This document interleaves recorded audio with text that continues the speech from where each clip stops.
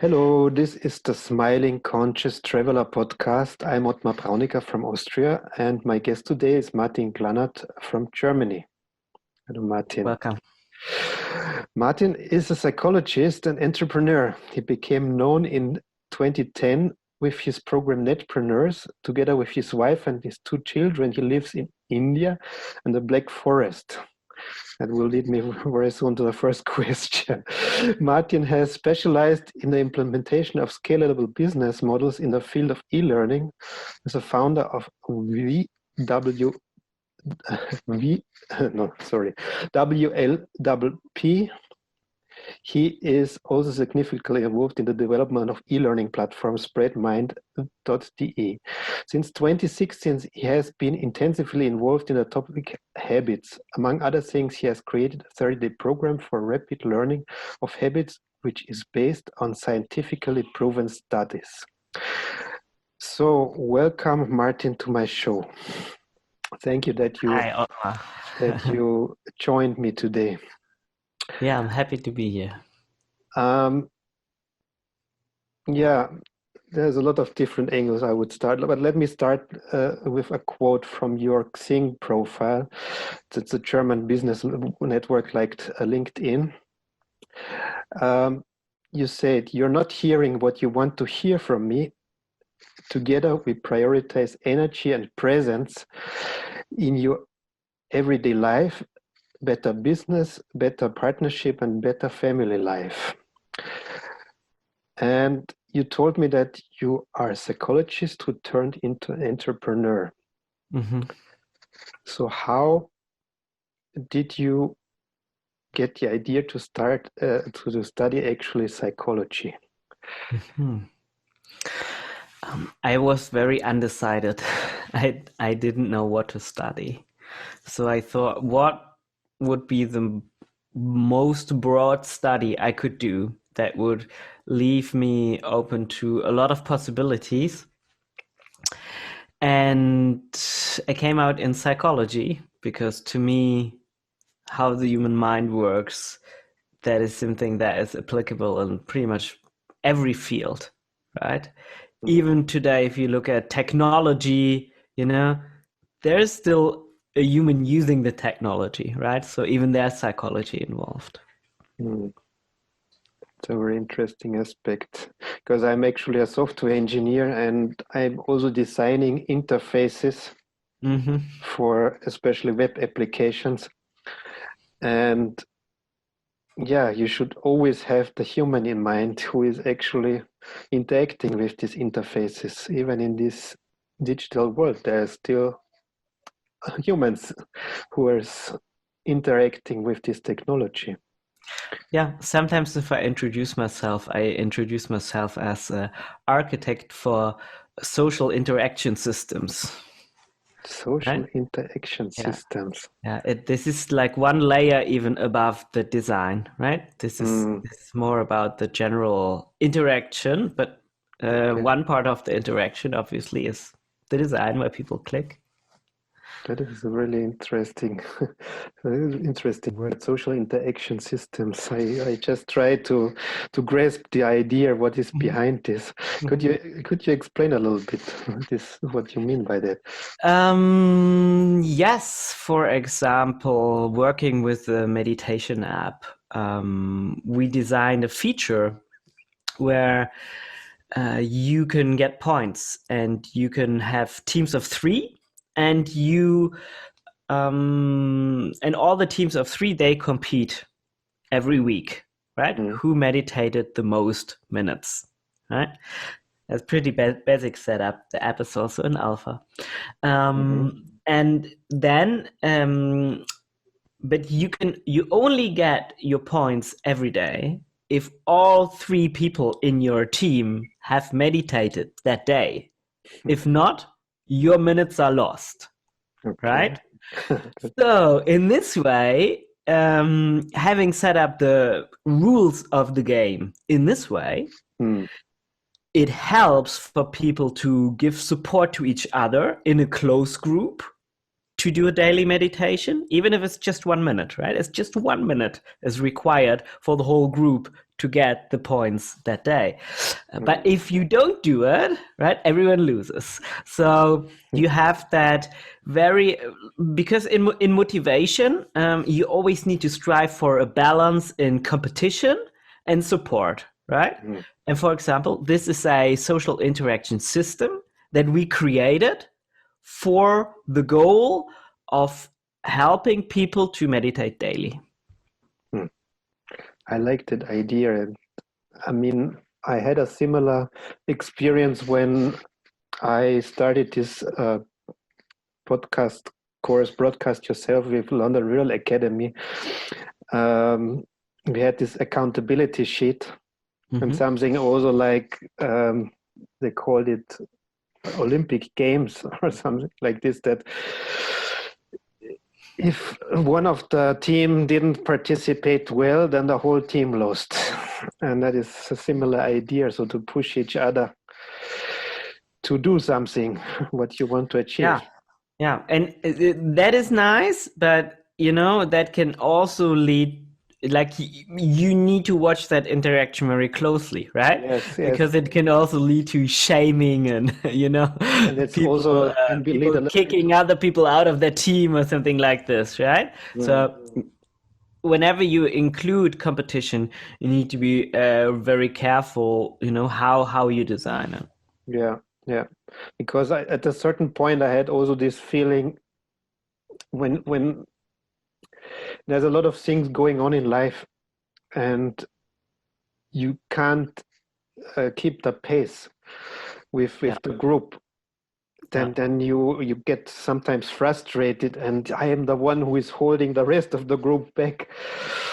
That can get also a frustrating experience sometimes. Yeah, that's how I felt.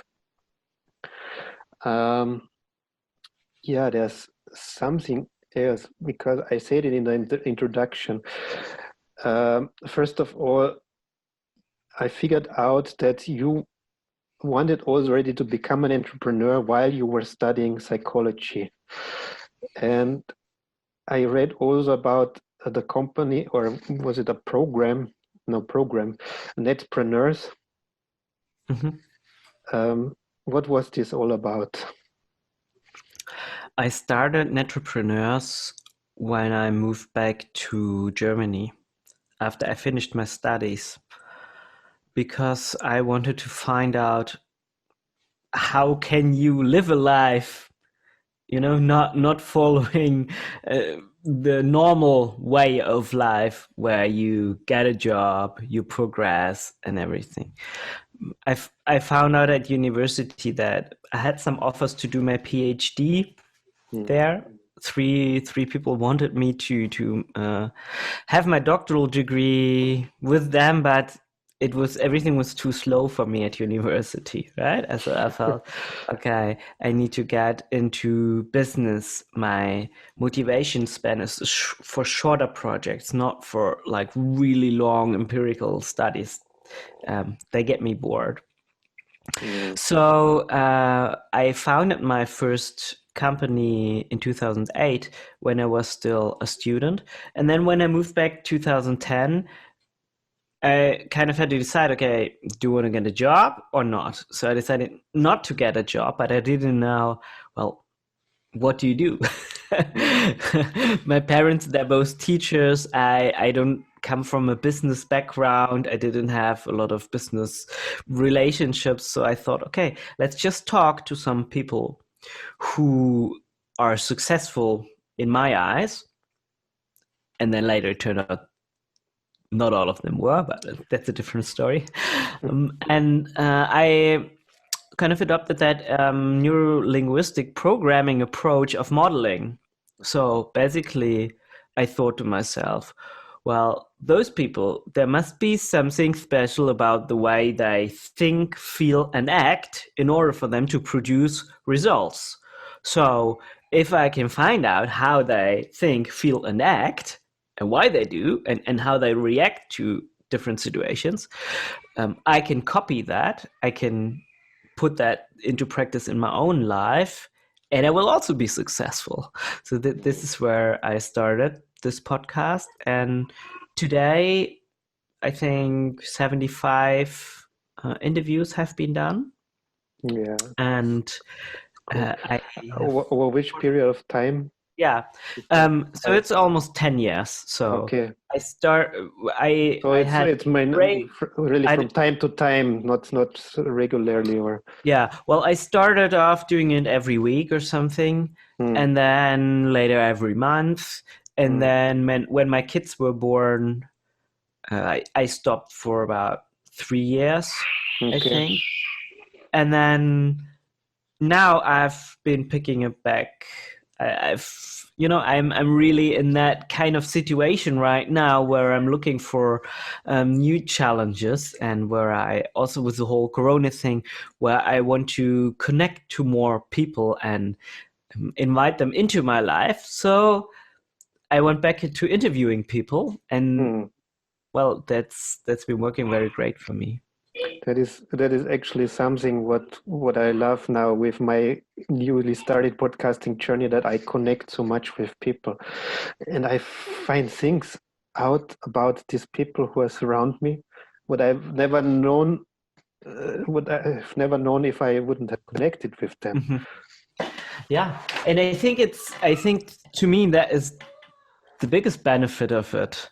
It is not the content piece produced, it is the relationship foundation that you get from having a good talk with somebody. I mean, after all, I might tell how we met actually. I was in the course Broadcast Yourself together also with your wife, Corinna Glanert, and she has also her own podcast now, and she made an interview with her husband, and that interview, I really enjoyed it so much, this openness, this honesty between you and your wife, and I really connected with your story. And then I said, let me have an interview with Martin too, and let's see if we can connect with each other. And that is actually what I enjoy so much with podcasting, that I hear people's stories. And I think, as you said, it is very beneficial for everyone who is listening also to the podcasts, as I had a benefit from the interview with you and your wife. I hope that people will have a benefit from these interviews too, what I'm doing. So there is one thing, might jump around a little bit, but this really struck me when I read in the description that you are living in India and in Schwarzwald, which is Black Forest in Germany. How can you live at the same time at two places? You can't. But it sounds like this a little bit. That's why I'm asking this question. Yes. It is because we have a house rented there permanently. Okay. And we used to go there 3-4 times per year for longer periods. Then, having the kids, we cut back to 2 times per year. But I mean, then it's not just 1 week, right? Then it's like 2 months or something. Let's see how much time we will spend there in the future.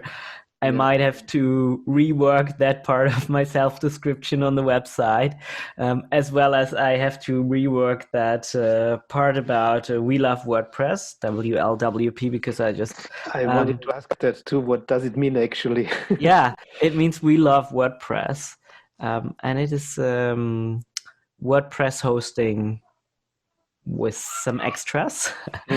Specialized in multi-site and big clients that need scalability for client projects. But I just sold my shares to my partner, so this is also why I'm more open to new endeavors right now, because I feel okay, this is come to pass. This was a very pretty technology based work I did there. Yeah, I just wanted to explain to the viewer listener, I'm actually staying at home also with my kids here, and you might hear it in the background that they're playing. And yeah, I want to be honest about this too. It's sometimes a challenge to do a podcast with kids, especially with 3 and 5 year old kids. You have your children are almost the same age, you told me. Yes, but I like it. It sounds very natural. It just gives a human touch, right, to the podcast. Yeah, I think it's quite common nowadays that people just they say I'm genuine, I'm honest, that is my life, that is my journey, and the kids are part of my life, obviously. So why I'm mentioning this is I'm 43 years old, and you said you're a digital native, but I didn't grow up with the internet. It was about 20 years ago when I started to get into the internet thing. And for me, it was not such an easygoing thing to step in front of the camera, even though I'm working at the TV station, but it was not so natural for me, and to show all my life to the whole world. That is something what I had to learn first and to get comfortable with. Now I'm enjoying it. I'm doing my live videos every day and I'm enjoying the interaction with people. But before it was like, yeah. How does this feel for you? You're describing yourself as a digital native. What do you actually mean by that? That is a very good question. Also, that has changed a lot in the last 10 years. Before, well, let me start with the start, right? That was the ESDN, right?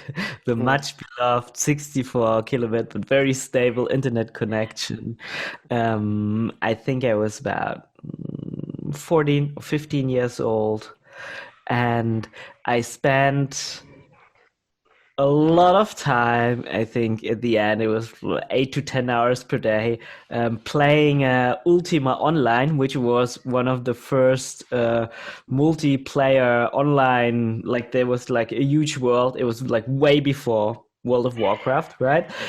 But it was there were like 10 or 20,000 player on one server, and I was playing that game, and I was enjoying myself. And then I went to New Zealand to live there for a year in a student exchange program. And I taught myself how to do HTML. And so I was in Notepad. I copied all the different web pages, things, the hat and the body and whatever. And I used MS Paint to design a background. And so I had a little website where I posted photos, and about every second week I wrote a kind of article I called Letter to Home. Nowadays you would call that a blog, right? But in 2000 that term wasn't coined yet. And so I wrote a blog with photos and letters to my fellow students who didn't go abroad, and kind of sharing with them what was happening to me and what I was learning. So in this way, I think I'm a digital native because I was very early on trying to see, how I can use that interconnected technology for something real, for my real life. And now fast forward a lot of years, like 20 years to now. And now I think that the analog life really is the most beautiful gift in the world. And I am being a digital native. I think how we can use technology to have people enjoy the real world more, right? Sorry. For example, working on another meditation app, we're designing a system where you can do specific meditations, but only if your GPS is registered in a certain area, right? And then only if, and then some of the advanced meditations you can only access if like 2 or 3 people are registered at the same spot at the same time, right? Actually, it's not being built yet, but it's the idea of meditation app that uses digital reality to enhance analog reality. So my idea in this is that in the analog reality, it's the scarcity of resources that need to be overcome. In the digital reality, there is way too much resources, right? So it's a scarcity of focus that needs to be overcome. And I think one of the first companies that did that excellently was Twitter. Namely, to limit your message to 140 characters. And I try to think in the same way, okay, what can I do to limit the digital reality in order to enhance the analog reality? And for example, this could be that people need to be at a specific GPS coordinates to be able to play a meditation, or that people need to be together at a certain location in order to do something, for example, access a meditation. Or it could also mean that people need to scan a code, like a QR code, like it's on one phone and 2-3 people need to scan it in order to activate something.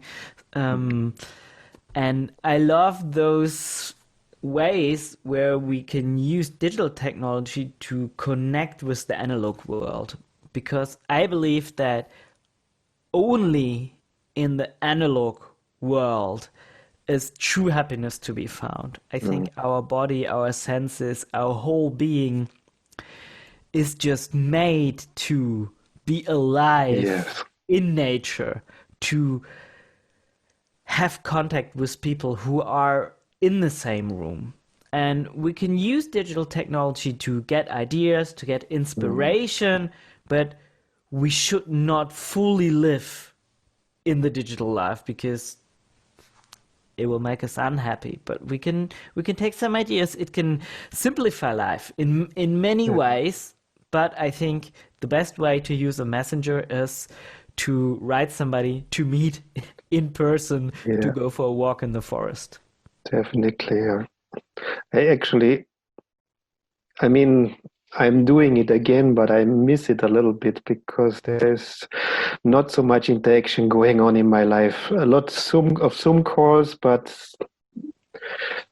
yeah, now last Thursday we were outside to meet a friend to teach the kids horseback riding, and it was such a nice change in the life to have real interaction again, and not only with meeting with the friend, but there was also this connection with these big animals, the horses. That is something what we humans actually need. We need this interaction with other beings.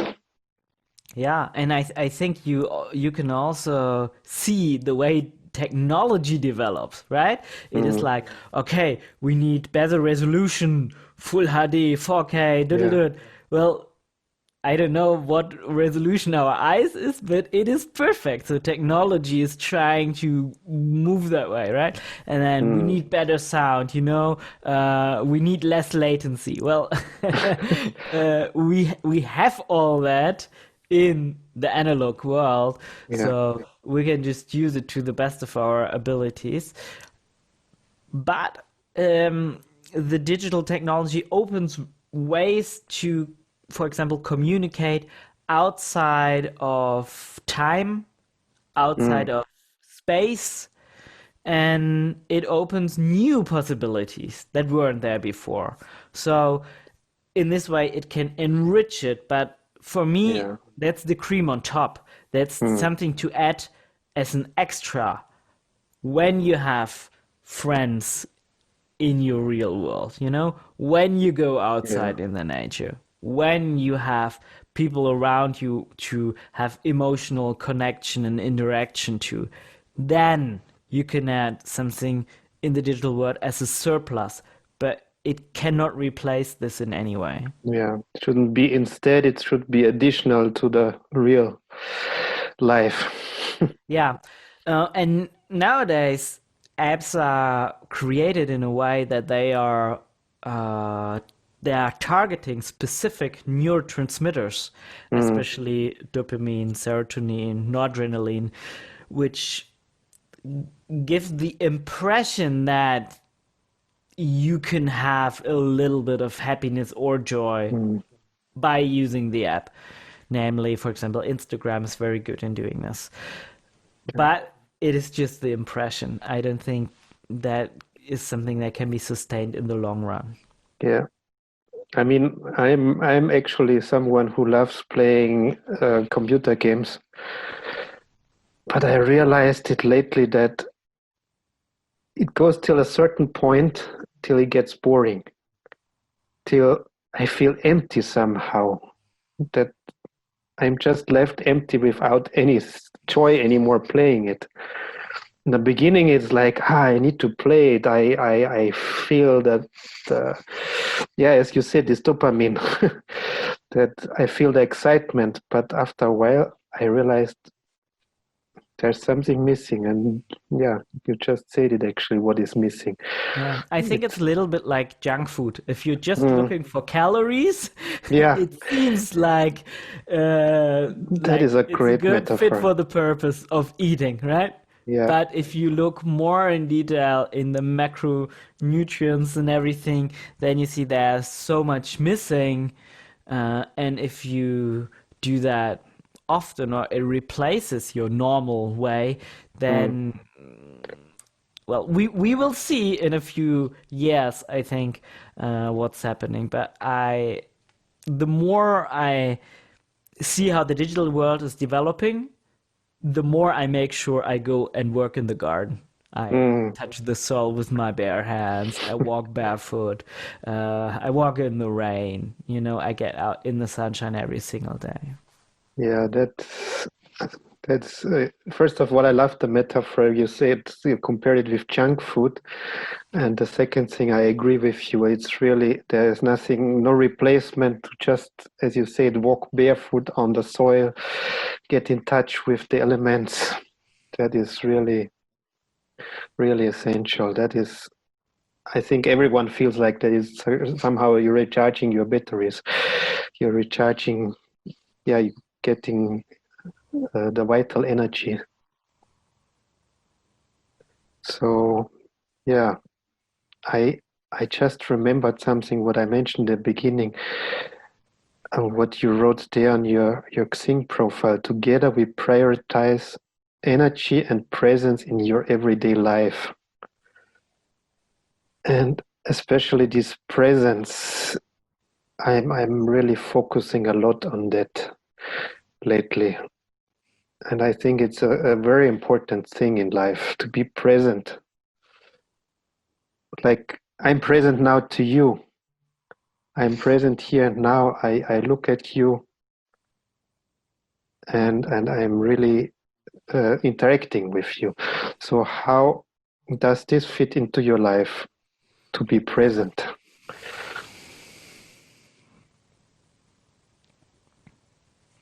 How does it fit in my life? So you mean what do I do to be present? Yeah, is it important for you in your life to be present? Yes. And how do you live it? Yes. I mostly discovered this by doing things the other way. So by not being present and problems arising through this, I discovered the joy of being present. So I think one of the biggest thing is multitasking. So which means doing several things at a time, it just doesn't work. And also research has shown that it's a complete waste of mental energy. It's better to do one thing and then do the next thing. And I remember my host that when I was in New Zealand, and he told me, Martin, if a thing is worth doing, it's worth doing it well. And I often remember this because I think, is the thing I'm right now, is it something that is really worth doing now? Then it is worth having my full attention. And not just my mental attention, but also my emotional attention, my whole being. So this also means that I train myself to be present. And the way I have found this is by doing breath exercise, Pranayama. This is one of the things that helped me to develop that presence.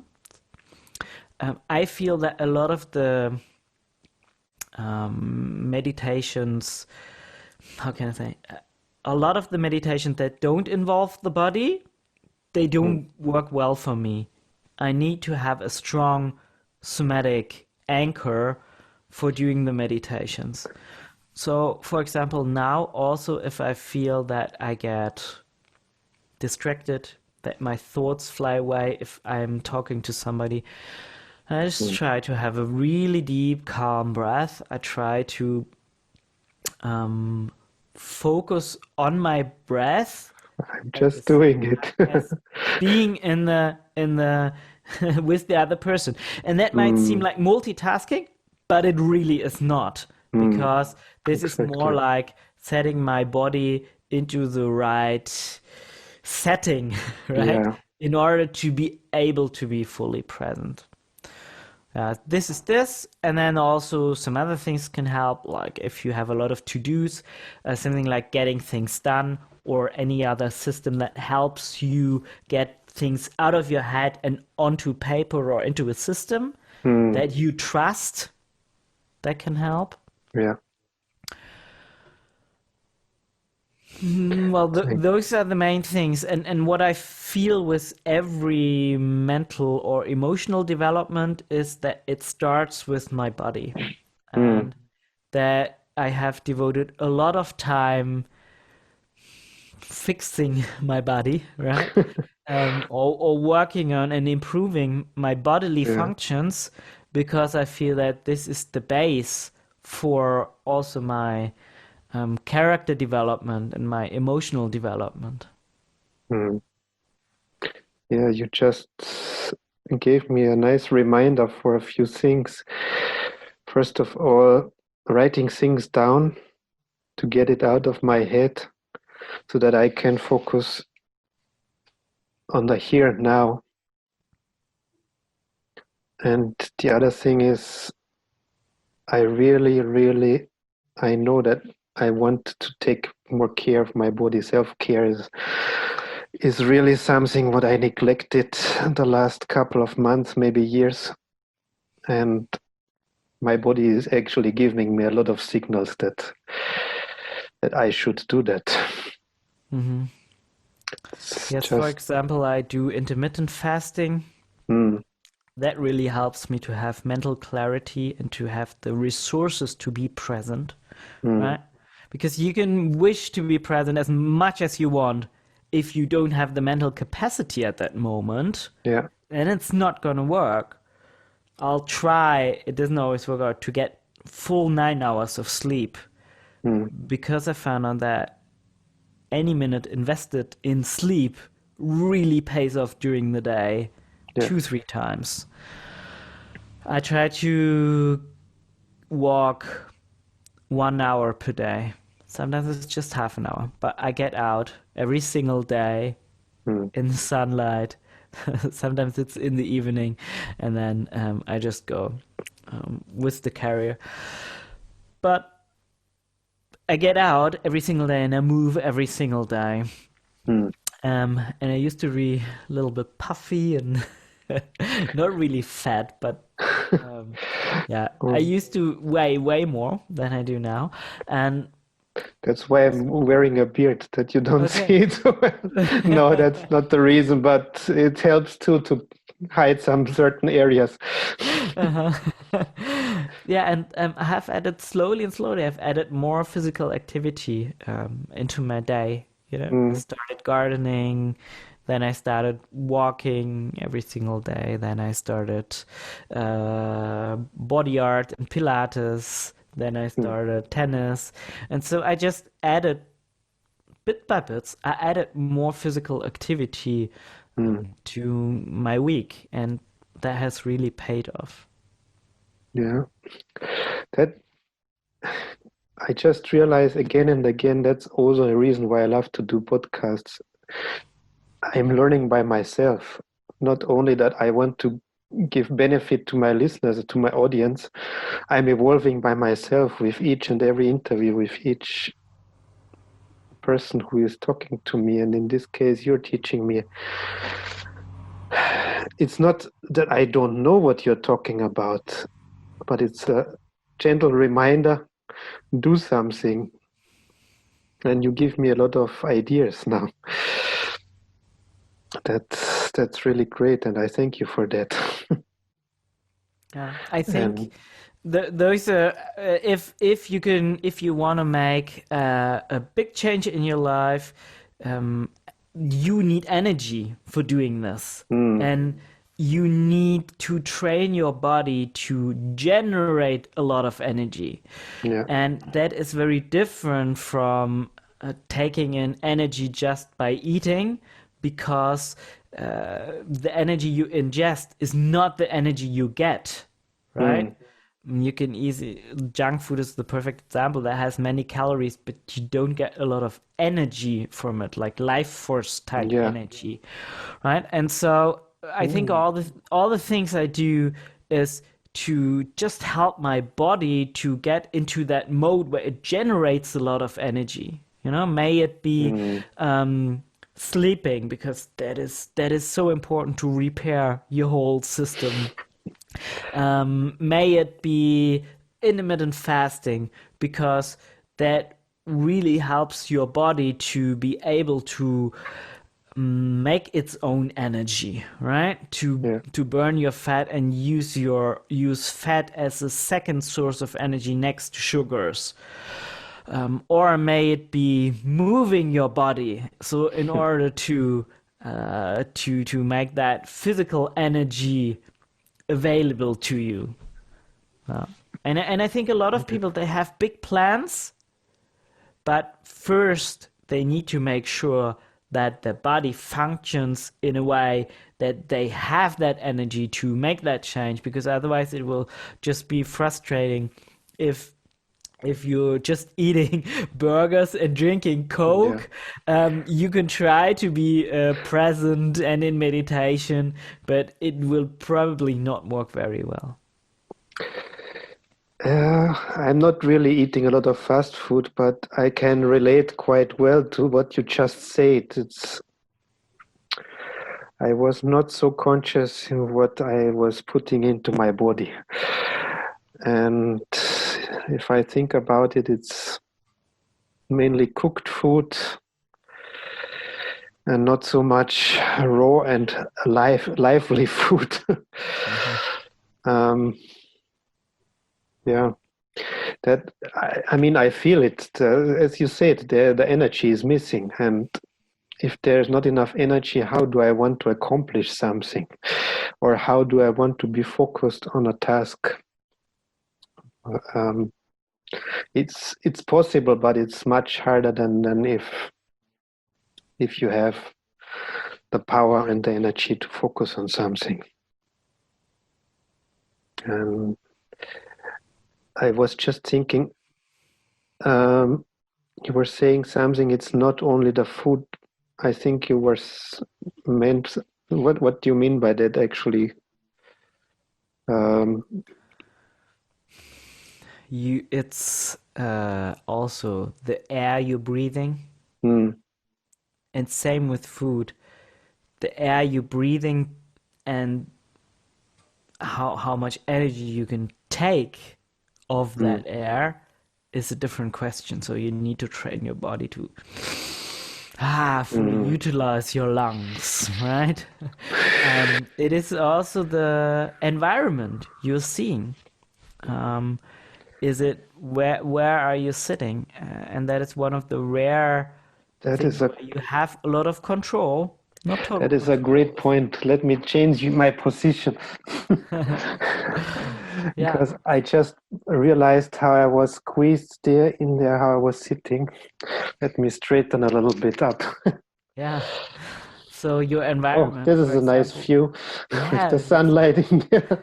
It Uh, just happened like that. I leave it. yeah. I like to have a very clean desk, where there's no clutter. It Mm, helps me to focus. So what do you see all around me in my environment? And also the thoughts that come to the thoughts I tell myself, or how other people talk to me. yeah. For example, certain people that are negative, well, I don't want them in my life, right? Mm, Um, and that's a other very important people, point. I give them some rules to follow, right? For Yeah. example, one relatively new rule with my wife is that uh, our first interaction every day is positive, and then 1 hour there is no criticism or planning of problems or whatever. The first hour needs to be just a positive interaction, whatever it might be, and any problem can wait to be solved after this, right? Mm, So in order to get into the habit of digesting positive thoughts. yeah. That is a very, very interesting thing what you just told me. Yeah, Yeah, I think it's I would important to love to start the be day like only that. positive, right? But it's not possible, yeah? But Yeah. it is good to train yourself, I think. And so in this way, for me, the start of the day is important to set a good mood for the day. Mm, And well, ask me again in a year. My plan is to prolong this, right? yeah. And then in the end, set a specific time for criticism and dealing with problems and everything, and have everything else just be positive interaction. Yeah. I mean, I was just thinking about something. I was thinking about my mentor, Brandy Ridgway, and I interviewed him a couple of weeks ago. And he brought me this idea about what if there is no negative and positive or good and bad, um, all these dualities, what we think or believe that it exists. And what if it's just a language pattern or whatever you might call it?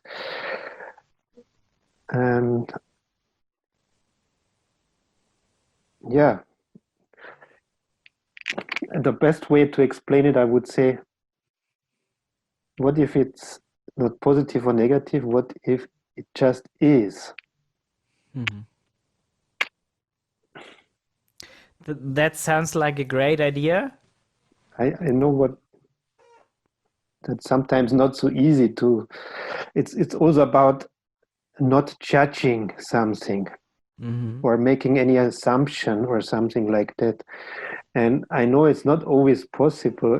We fall sometimes in these patterns to judge things or to make assumptions. What will happen if I do this or that? But it might predict already the outcome too. Hmm. If we make assumptions or if we judge something or someone. And Yes, it might, but I think this kind of thinking, it needs a lot of training, and it might not be definitely. attainable for a lot of people in the short. So what do you do until then, right? Mm, So if you fall in the water, Even if you cannot swim perfectly, it's better to do something to keep your head over the water. Over time, maybe you learn how to make perfect strokes, right? But you don't want to drown. So I think it's also important to not look for a perfect solution, Yes. but to see what is working for me now. And definitely, I can feel in my body whether I have a positive interaction or a nurturing interaction or something that interaction that makes me smile, something that makes me Mm. happy, or something where even if it's true and even if it's at the end it's good because I look at my own shadow or I look at a part of me that that's not so cool and I probably don't like to look at, you know? It's Mm. great for somebody to talk about it, but not always. Yeah. No, I definitely agree with you. It's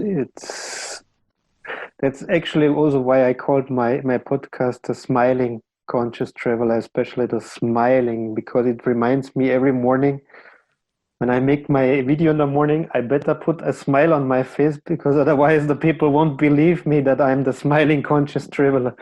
And of course, there's a deeper meaning behind that.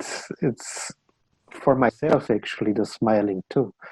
That yeah, even when I let the breath in there, the breath feels more welcome when there's a smile on my face. And I definitely get that what you mean by positivity, that you have, yeah,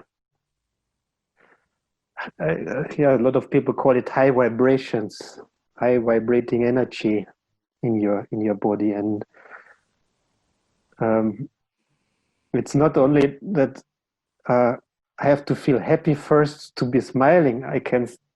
It's maybe easier to be smiling first and then to be happy. That's. It seems to be no difference between the two approaches, but it's. I think it's really important in which way, in which order you do it. And the outside, the smile had first to create the inner state. Yeah, that's my perception, my view on this, what you just said. Mm. Yeah. I had one subject at university that was really the most important one, and it was called dynamic systems. And in this, I learned that pretty much everything I learned before doesn't make any sense. Mm. So I was kind of angry also. But I was also given a new reality where in which I understood that what we see as outcome and what we see as uh, start that doesn't really exist. It's just terms, you know, and that the causal, like A causes B, well, this is just something we make up in our minds, actually. Everything is interconnected with an indefinite amount of connections and thereby indirect effects. And the best thing, for example, if you look at the forest and there are owls in the forest and mice, you know. The Mm. owls, they eat the mice, then there are less mice, then there are not so many owls, and then there are not so many owls, so the mice population is growing again, right? Mm. And then, you know, what is contributing to what, you know? Is it the owl or is it the mice, you know? What is A, what is B? Well, it isn't. It is locked in an ever changing, mutually influencing system. Mm. And I believe that the whole world works like this, and also we as individuals work like this. So, the beautiful thing about this is that often, if you ask yourself, oh, I need to do this in order to reach this, Mm. also, it often, very often works the other way around. Okay, yeah. And you can start with the end. Mm. I like the way how you put everything in metaphors to that it's much easier to picture it, and I think that's how our brains really work. We think more in pictures than in words. And this beautiful picture now with the owls and the mice, it really worked well for me to understand that it's actually not really so important as I said before. If I smile first, or if I'm happy first, or if I feel good first and then I smile, and or the other way around. It's actually, as you said, a system which it works together, and it's not Yeah. really important how it happened, And this way or that way. Mhm. And it isn't, it's not so important if you first, see that you drink enough water, like 2-3 liter water per day, or that if you walk every day, or that you get 8 hours of sleep every day. You know, the one thing, just focus on the one thing that will get you results quickly. Mm. And then build on the momentum. Because everything is interconnected. Drinking more water, you will sleep better. Drinking more water, you will feel more motivated to go for a walk, right? Or going for a walk will help you to sleep better, right? Or sleeping more or sleeping better will help you to be more present and to make better lifestyle decisions, like going for a walk or drinking some more water. Wow. It's so simple and yet so profound, what you just said. Yeah, because usually if you're like, oh, I am here now. Oh shit, I am stuck in this dark place, and I want to go there. Oh, it's light, and well, I have an athletic body. I have a great relationship. I am rich. I'm happy. I have a great character and something, and it almost unattainable, right?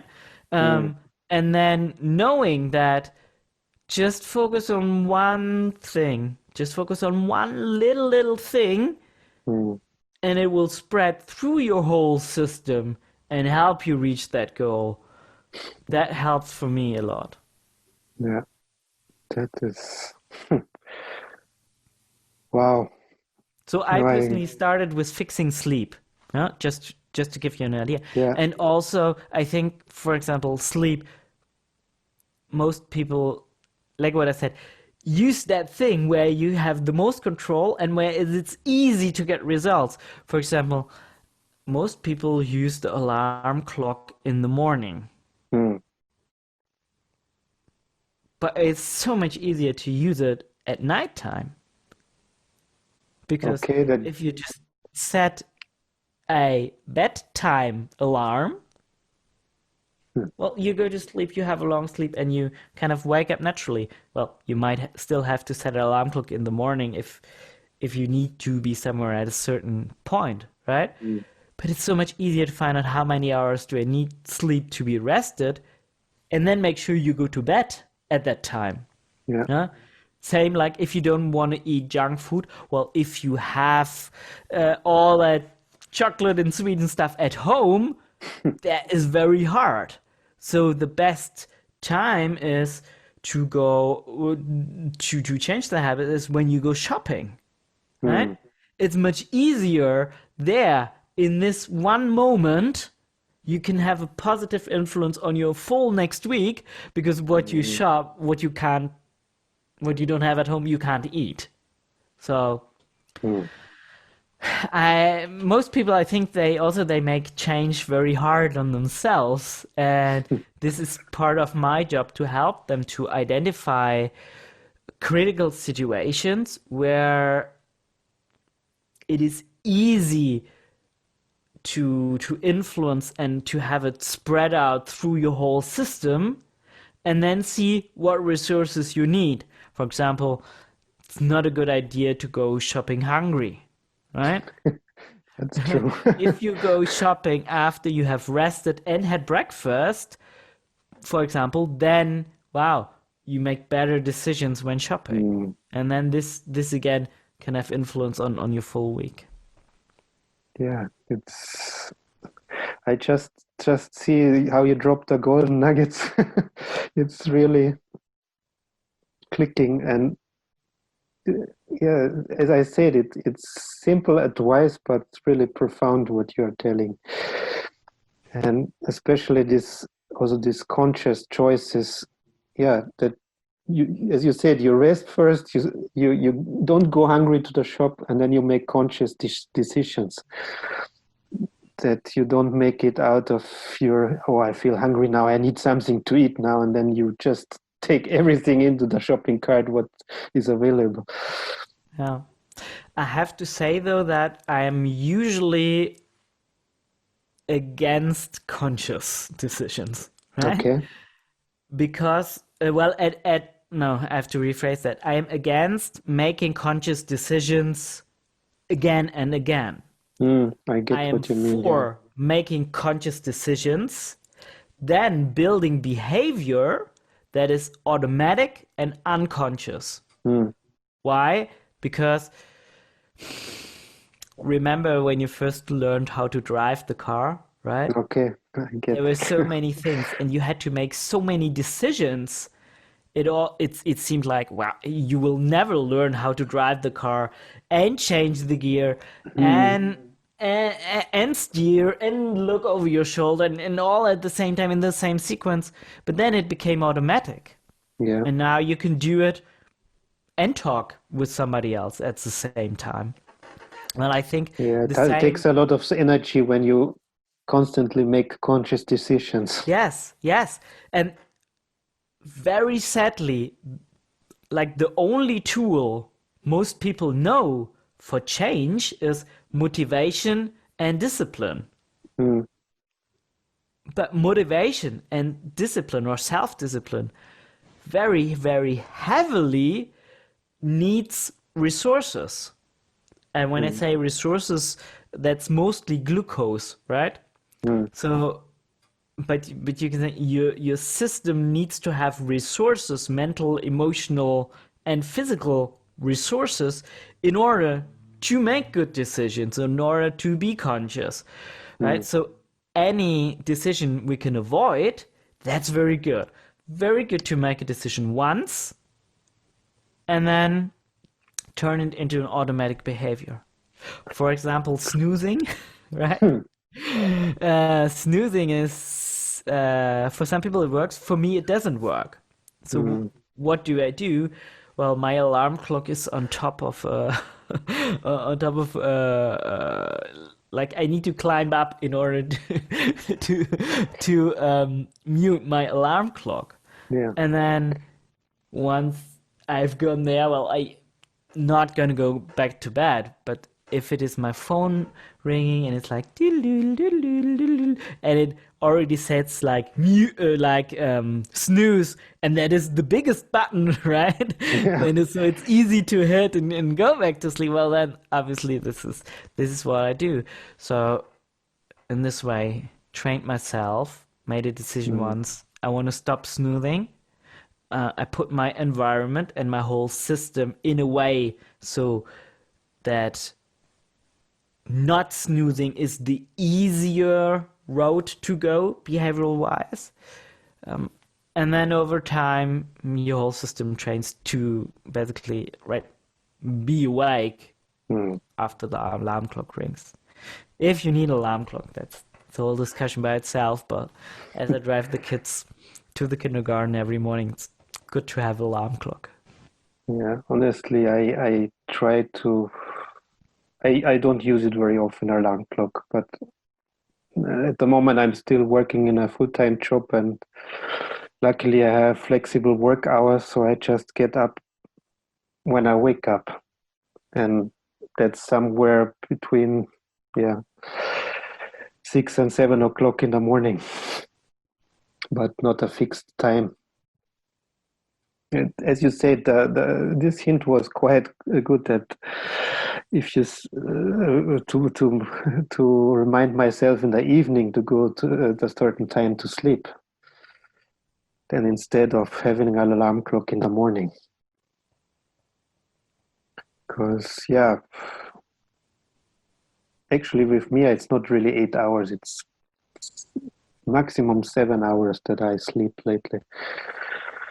And yeah, it might have to do with all the other habits but don't fit so well in my life. I don't really sleep well sometimes, and I think it is not only the nutrition, it's also the stress and a lot of things coming together.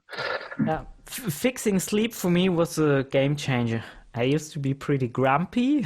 Now I'm grumpy sometimes still, but Mm. so much less mood swings. There's one other thing what might be important is also, I think this fits together with what I just said, organizing my life. Yeah, if I'm organized and if I have a certain routine also, then the sleeping patterns develop by itself somehow. Yeah. I think it also depends on your character. For example, my wife, she gets nervous if there's too much routine, you know. She needs the freedom of every day to be different. Yeah. For me, it's perfect for every day to be the same.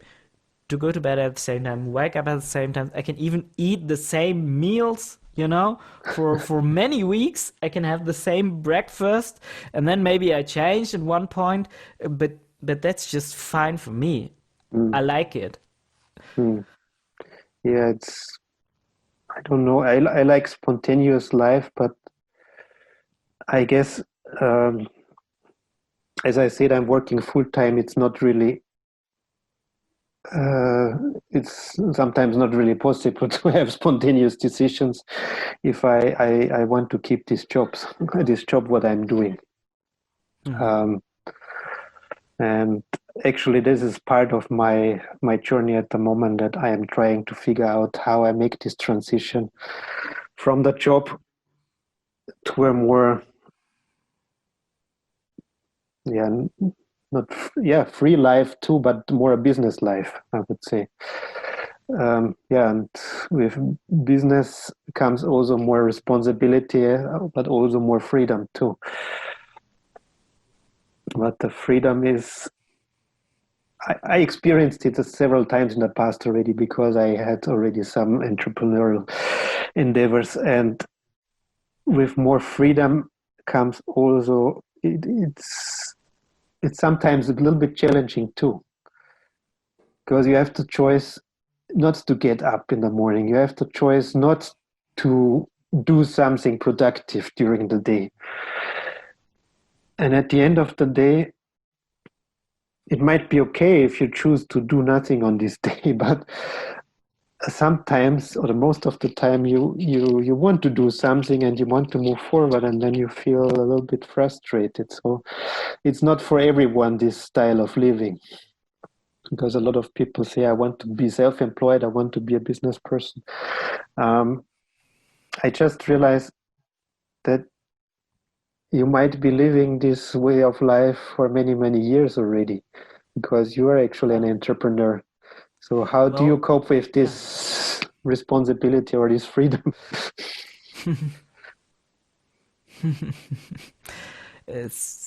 I decided I had one job when I was at university. I was working, I was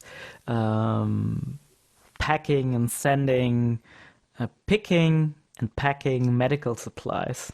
A very big warehouse, yeah, in the Netherlands. And it has its advantages, but I want to spend my life in a way that reflects more of what's inside me. I want to give, and I know ultimately I'm happy if I can build that. For me, this is also sometimes a struggle, and it's not always working well. Sometimes Of course. it's very beneficial, sometimes it's not. And I think the current corona thing has shown many people that probably their job is not as secure as they thought.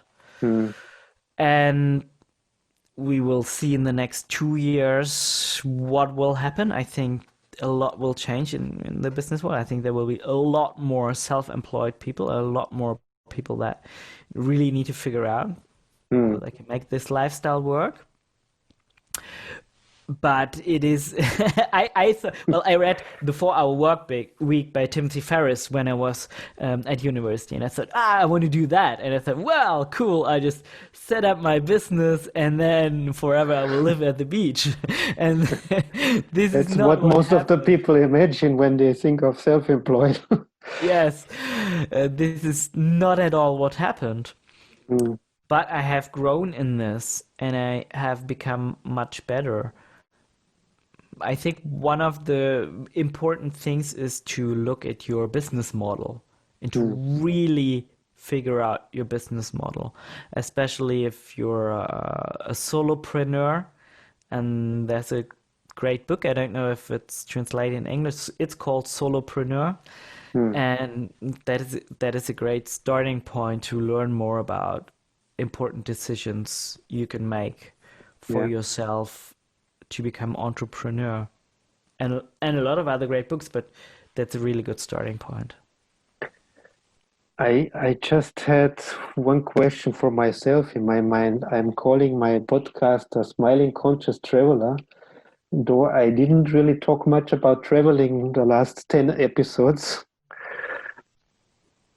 But somebody told me actually, yeah, but if you talk a lot about life and psychology and all this kind of stuff, it's also somehow a journey.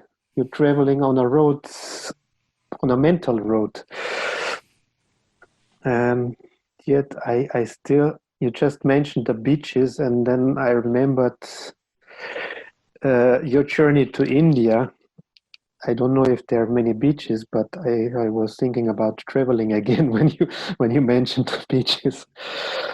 And how do you think, I mean, nobody knows how it will develop, but how do you think it will go on for your personal life? I guess you want to travel for sure in the future again. And how, let me say it this way. I want to be really the conscious traveler. I want to make my podcasts on the road. And I'm just trying to figure out, how am I going to do this in these crazy times? So how do you think it will work out for your life? I don't know. And also, my daughter is going to school on Friday another this thing. week.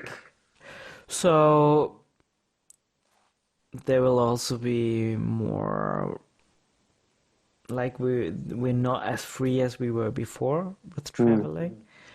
But I'm sure we will find a good way. And there are families that, travel the world and teach their children by themselves.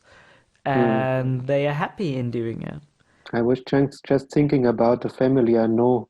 They call themselves the Unstoppable Family, and they're doing that, I think, almost 10 years now. And every half a year they change the country. Every 6 months they go to a different country, and they have a daughter. She is now, I think, 12 or 13 years old. She traveled most of the time of her life, actually. And a lot of people say, I can't do this to my kids. The children most of the time don't have a problem with that. Yeah, it might be tricky sometimes when they find friends, and I think that is the most tricky part, when kids find friends and they have to say goodbye to their friends and you move on to another place. But the rest, I think, is quite exciting for the kids. I think, I just have to think about a great quote. I think it's by Mark Twain, and he said, I have experienced many miseries in my life, most of which never happened. Yeah.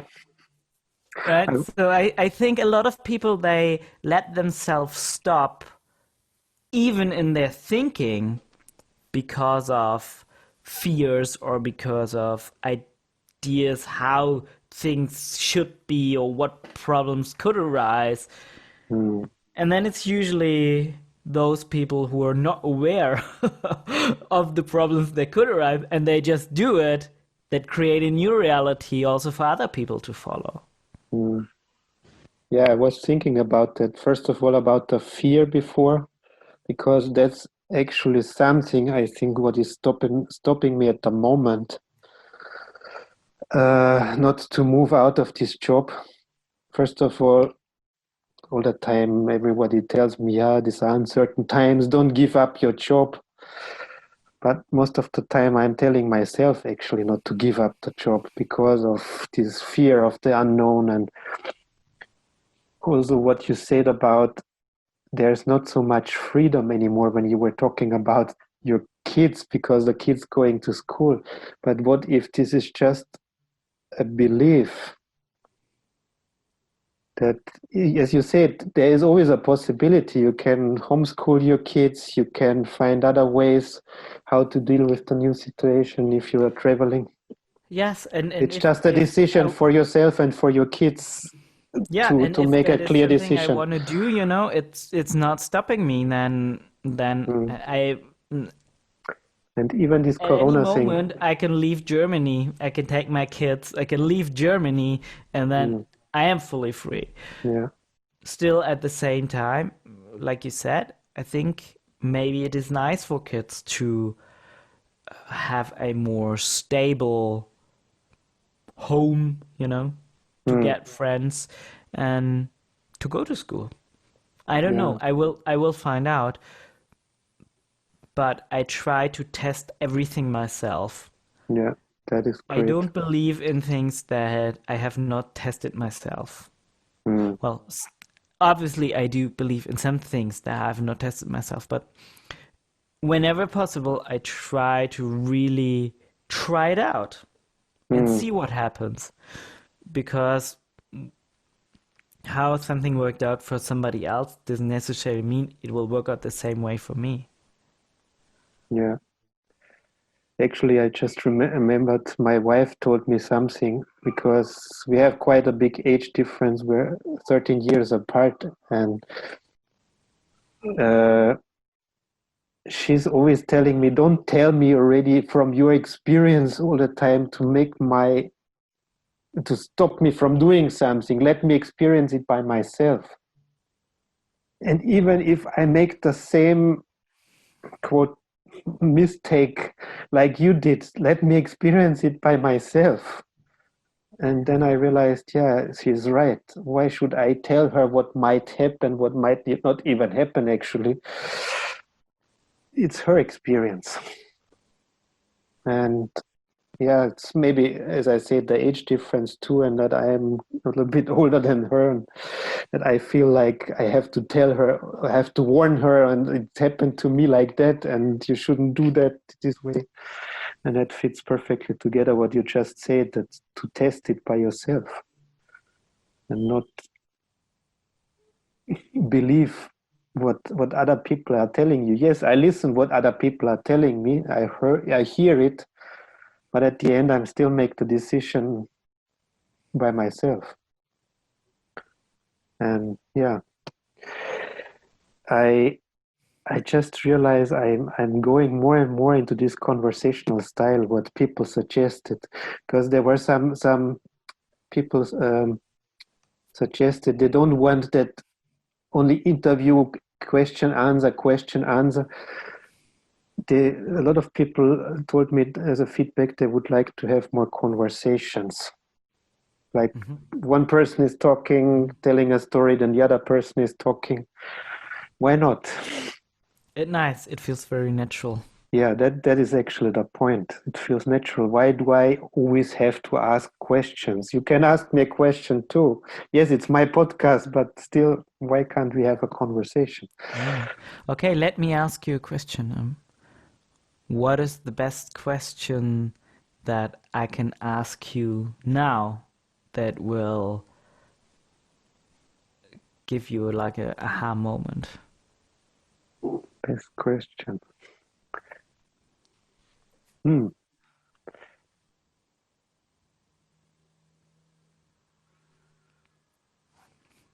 Yeah, I just, the first word what came to my mind was fear. It was about the fear what I just mentioned.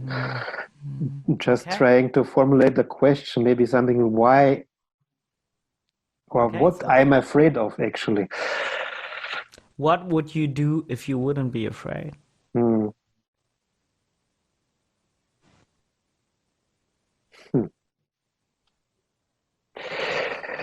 How would you be a different person if you wouldn't be afraid? The first thing what came to my mind is just walk out of the door and do it. And do it means, yeah, that what I was just saying before, I want to travel. And how was the second part here? How would I feel different? Or, Mm-hmm. yeah, I mean, I would feel more free. Okay, and where would you feel that freedom in your body? Um, yeah, I just go by intuition now. It was just my stomach what was feeling like releasing this tension. What Okay. I just felt in my stomach. I even had to change my posture because I just realized that I was sitting too much in front and feeling this weight on my stomach.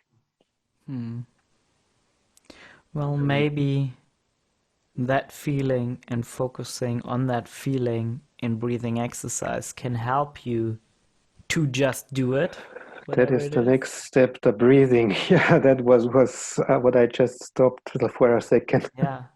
Yeah, because I think breathing it is a great catalyst. Like Mm, it, if you combine breathing and bodily sensations, that is for me it's the best way to work on emotions. mm, yeah, that ties also in this together what I did the last 6 years with my mentor. That the breathing, the abdominal breathing, really like a baby is breathing, and to feel the emotions and also to release them, really to let myself feel the emotions. Sounds like you have a great technique. Yeah. Are you doing it on a daily basis? On a daily basis, not, but I'm doing it from time to time, let's say this way. Okay. Yeah, I actually, yeah, I want to do it more regularly. And thank you for this reminder. Yeah. This is because this is part of what I teach people, because most people know what they should do.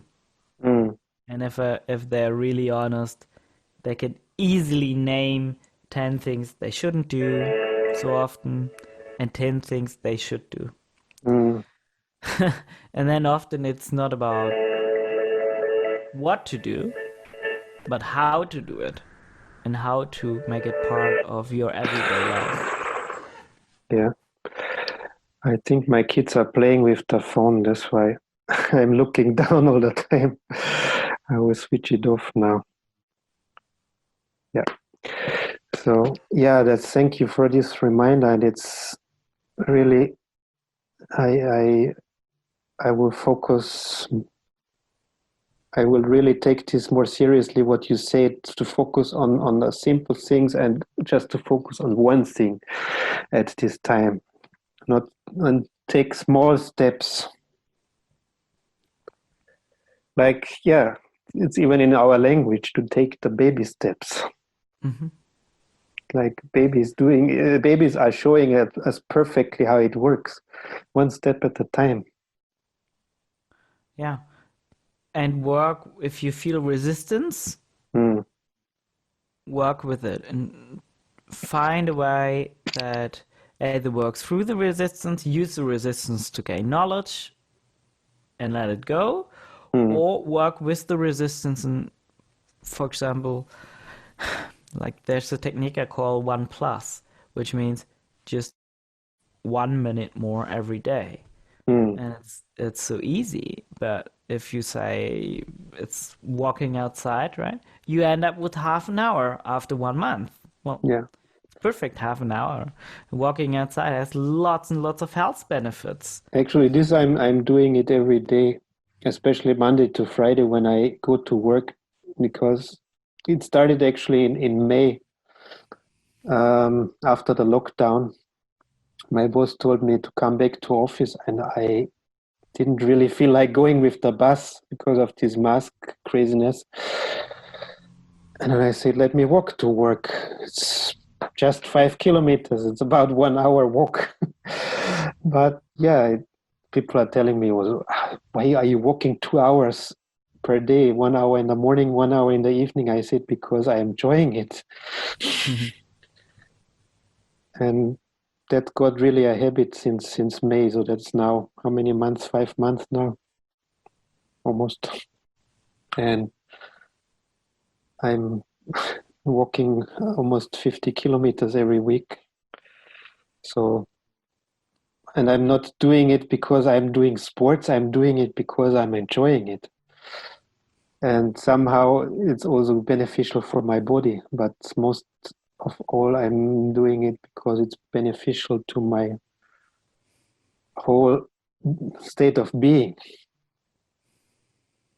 And all this slow pace. Because even if I would go with a bike, it's a different energy. When you go with a bike, yeah, it can be nice and fun too, but you are missing out on so many things when you're going faster. And yeah, this 1 hour when I walk to work, it's like I'm really, it's not always that I'm conscious what is there around me. I'm just taking it in. Yeah, so that part I mastered it already with the walking. Yeah, and that is great. And then you can use chaining to connect other things you want to it, right? Chaining doesn't let's say you want to drink more water, right? Okay. So you take 1 liter bottle of water, put it in your hand, and while you walk, you drink, right? And so your goal is to just finish the bottle by the time you arrive, right? So never heard about it. Well, usually chaining it, the prime example is if you want to floss your teeth, then you brush your teeth anyway. You can train yourself to either floss before or after, pros and cons for it, but to make it together so two actions actually just become one, and it becomes automatic. Same way that when you were very young, you learned you need to put down your trousers before you go to toilet. Then after toilet, use the toilet paper. Then after, put your trousers back and then wash your hands, right? And you're all separated steps, and it just becomes like, oh, I'm going to the toilet, and you're not even aware of the different steps. This is how chaining works, but you can also make a decision to do it, right? And so because I was just thinking about what a friend of mine who is also doing podcasts said. He said about the washing hands, feeling the water, being aware of what you're doing. So that is somehow the opposite what you said before, but it's a choice. I can do it unconsciously, just like I'm doing it like a routine, or I can do it consciously. Yeah. And nothing is better or worse. It's just a choice how you want to do it. Yes, and there's a lot of mindfulness now all around us, and there's a lot of being conscious of everything and making conscious decisions. And sometimes it can be overwhelming too. I don't think that is the way. I rather know that I will make the right decision because I don't make a decision because it's set on autopilot. And then I have all those other mental and emotional resources to create something new. Mm. Yeah, now I get the behavioral things, these habits, these patterns, what you're talking about. Now it all made sense what you said in the last sentence. For example, if you want to say, okay, I am not doing my meditative practice, maybe there is a bench while you're walking, you come across a park and there's a bench, Mm. and then you make it a habit to just sit down there Mm. 2 minutes and just focus on your inner work. And you just, and this way, because you walk by there anyway, Yeah. you have integrated that in your day, and okay, twice a day I sit down, just 2 minutes, and I do that, and that accumulates, right? And this is what many people don't understand, just like, I know, one Snickers per day. Well, that accumulates over a year to a lot of calories, Yeah. a lot of kilograms of extra fat, right? Well, just 2 minutes of meditation every day. Well, that is a lot of minutes per year. Mm. Yeah, but the difference is a little bit with the kilograms. You really see it. You see your physical experience. With the mental experience, it's sometimes not so clear what did actually change. So I think what helps, in my opinion, is sometimes to have something like a journal, maybe a written journal or a video journal or something that you keep track of what really changed.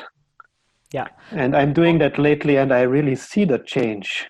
Especially good. when I make my vlogs every morning, and I see how much way more relaxed I am on the videos since I'm doing that just 6 weeks ago that I started. But it's really amazing. Yeah, all my coaching clients, they actually make that visible because they have to answer a few questions every morning. Not a lot. But one of the questions is just a slider from low energy to high energy, because it seems that what is your current energy level that incorporates a lot of other measurements that has very high correlation with how happy are you, and other stuff. So I usually use this one question, and then you can plot a graph and see how you're doing.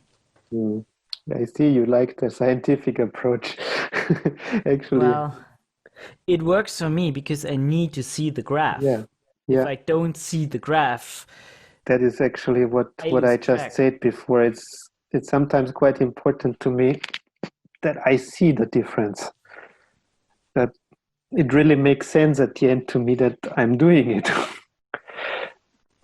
As I said, with the kilograms, I see it not immediately, but I see something if I get more kilograms. But yeah, with this graph, it's also a visual way. Yeah, and actually, I'm also, as I'm an engineer too, I like also numbers and graphs and something what I can touch somehow. Yeah. For example, one of my goals is to change my body composition, to have less fat and more muscle. And the way, easy measure is I measure my waist every day, right? And so my next goal is to go to 80 centimeter waist circumference. Circumference? Yeah. So I just measure that every morning, and it is a way to see, am I on track? Which way is it going? I mean, it's sometimes a little bit more, sometimes a little bit less, but you get the pattern.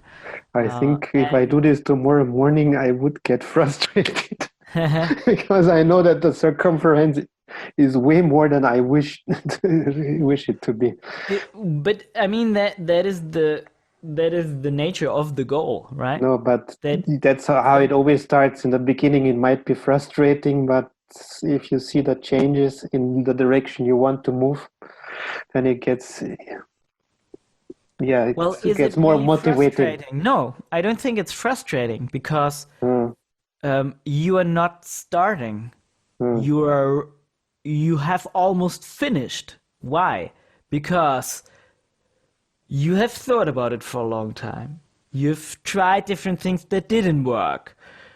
And you have made a decision to commit yourself, and you found a tool to keep yourself on track. And then you, like, this is almost the last step. Now it is just some time that needs to pass, right? And the funny thing is, once you start measuring something, you are already changing. Like, for example, if you tell people only to take pictures of their food, they will eat more healthy, you know? You don't tell them to eat healthy. You just tell them to take pictures of their food. And they start to eat healthy because they become more conscious of it, because it breaks the unconscious pattern of eating, right? And so this is my way. I just made it a habit to measure my waist every morning, and also to know, okay, maybe I skip a meal today, you know, or maybe I need to eat more. Yeah, I just feel like that this was really a free coaching session today, and I just wanted to ask you, what if people want to connect with you and want to get in contact with you? How can they reach you, and what do you actually offer them? Yeah. Well, they can just Google me, Martin Glanert, and then what do I offer? Well, I offer many things, and it is also in the development. I don't have a very clear cut way, but I think the two things that are best structured right now is I do dark therapy, so people can come spend some time in the darkness, and that's amazing experience and a profound transformation. And I work on habits with people. So I work on raising their energy level and to help guide them through a good daily routine. Yeah, And I use habits and something I call dynamic energy coaching, which, you know, incorporates a lot of the dynamic systems approach, but matched to the individual and its environment. Okay, great. Yeah, thank you so much for your time today. And Yes, you're it welcome. was really a pleasure to have a conversation with you. Yes, So likewise. have a great evening, because here in Austria and in Germany it's evening already. And yeah, I definitely will connect with you again, and let's have conversations again. Yeah. Thank you for having me, and all the best for your journey inwards and outwards, wherever it may lead you. Thank you so much. Okay.